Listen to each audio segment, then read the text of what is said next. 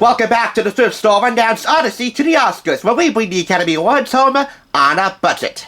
What light do yonder window breaks?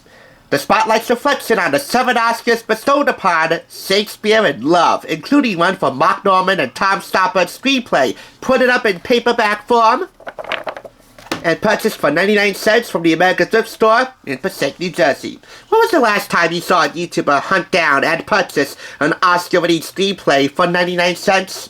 Trust me, only around these parts. You don't see anybody else doing it. Anyway, of the 13 nominations and 7 wins this film snagged, 2 are highly debated as to this day. Gwyneth Paltrow's performance as Viola de Lesseps, Billy Shakespeare's lover. Kate Blanchett of Elizabeth was favored to win that one. And of course, the big one, Best Picture. Saving Private Ryan was favored to win that one. Instead, it went to these 5 producers for Shakespeare in Love, one of whom we shall not speak of in the future, save for the purposes of maintaining history. Anyway, this retails for $10.95 in the US and $14.95 in Canada. It's a joint publication of Hyperon and Miramax Books. And if you haven't seen Shakespeare in Love, I'll give you a brief Cliff Notes summary. If you want a more expansive summary, read the back of the book. Billy Shakespeare is having a hard time trying to write his play Romeo and Juliet, until one day he becomes so enthralled by one of his new leading ladies, Viola, that he finds a spark of imagination and a whole lot of love needed to finish up that play. And despite resistance from some outside influences, it becomes a rousing success upon its first performance. And both the Bard of Avon and Viola embark on a love affair that would change the course of Shakespeare's life forever. Along with the screenplay presented in its entirety, we have here a host of black and white stills from the film. I wish they were all in color, but you get what you get. And my favorite part? You get a full credit listing. You know, you sit around and watch the credits, if you can pay attention to them. They all scroll from the bottom of the screen going upward. Well, to do that here would probably be a bit weird. But the credit belly is presented in its entirety, and I always, and I mean always, look at the credits. So yeah, that's my favorite part. Did I see Shakespeare in Love? No. But I have a real knack for buying Oscar-winning or nominated screenplays and bringing them to you here. We do it almost every year. And the critics raved about this one, even though they still debate to this day about Best Picture and Best Actress. Of course, John Madden's direction for Shakespeare in Love, he lost to Steven Spielberg for Saving Private Ryan. And there's no arguing with Steven Spielberg. Nevertheless, as far as historical rom-coms go, this sets the bar pretty darn high. 4.5 out of 5 claps. I want the stills in color, but again, you get what you get, and you don't get upset. And it's pretty hard to get upset with Shakespeare in Love. Now available on CD and cassette.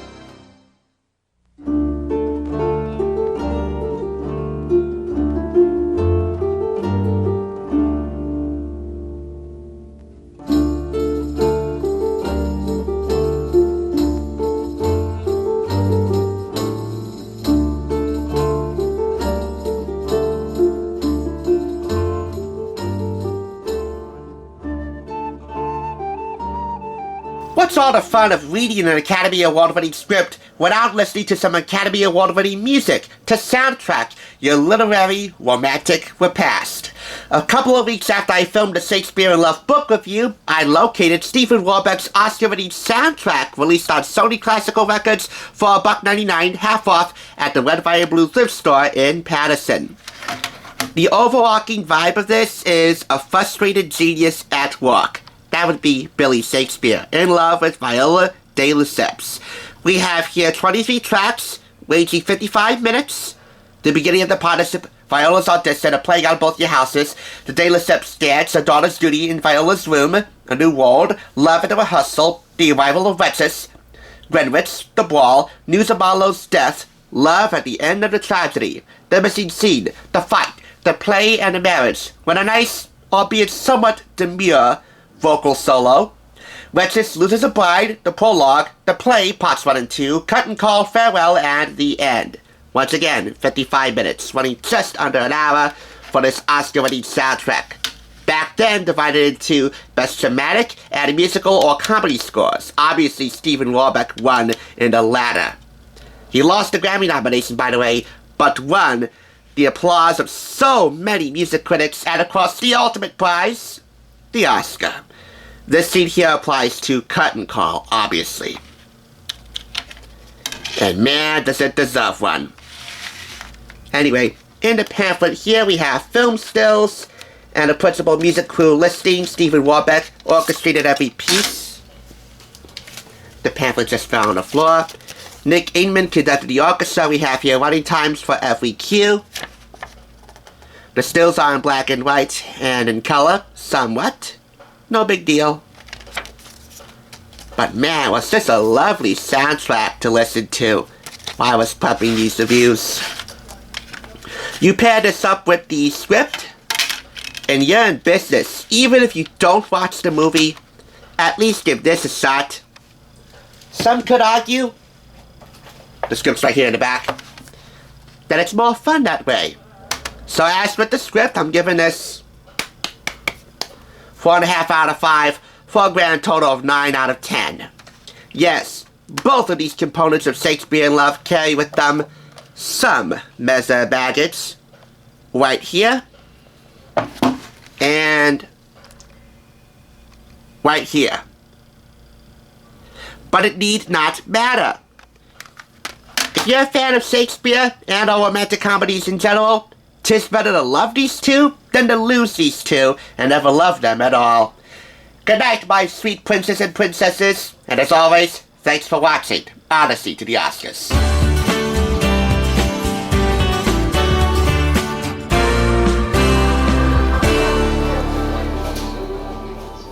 Thanks for watching TSR. Now, to see another awesome review like this one, click here. If you want to become a Hollywood bargain hunter, click here to subscribe. And I'll catch you on the thrift side.